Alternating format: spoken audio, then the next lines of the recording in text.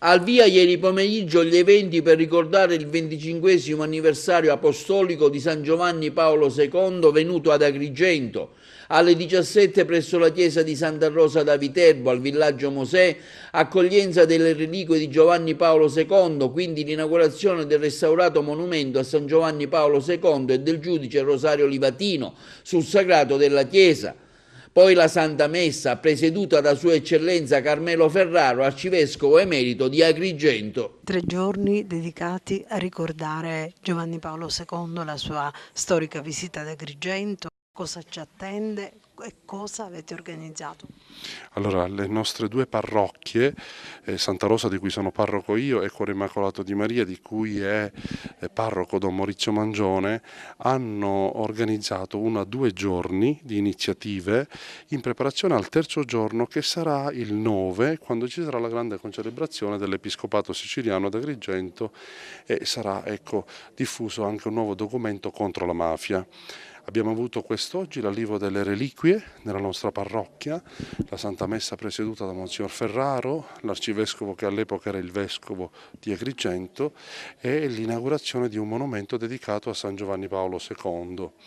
E avremo un importante convegno scientifico che vedrà la presenza di alcuni tra i principali collaboratori di Giovanni Paolo II, tra cui basta citare il Cardinal Re, che è stato suo sostituto in segreteria di Stato per tanti anni, e che lo ha accompagnato ad Agrigento proprio 25 anni fa, e poi anche il Cardinale Cocco Palmerio, Monsignor Castel, che è stato il braccio esecutivo della Carità di San Giovanni Paolo II.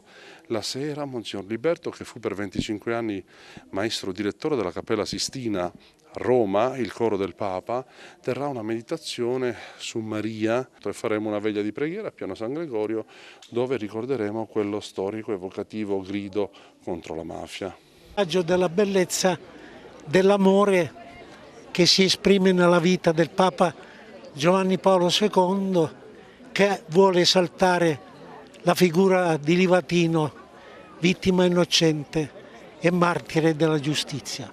Diceva poco fa anche,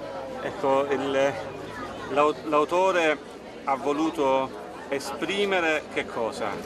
Ha voluto esprimere intanto il cuore del Papa, ma anche se si osserva bene Livatino c'è un fiore che spunta tra i ferri che descrivono Livatino per terra.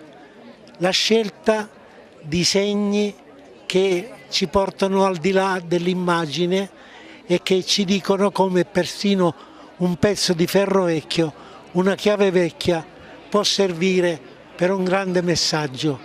Dio c'ha un cuore grande e a tutti i suoi figli ha voluto dare un cuore grande. Vi darò un cuore nuovo, metterò dentro di voi uno spirito nuovo. Vi darò il mio spirito. È questo che celebriamo.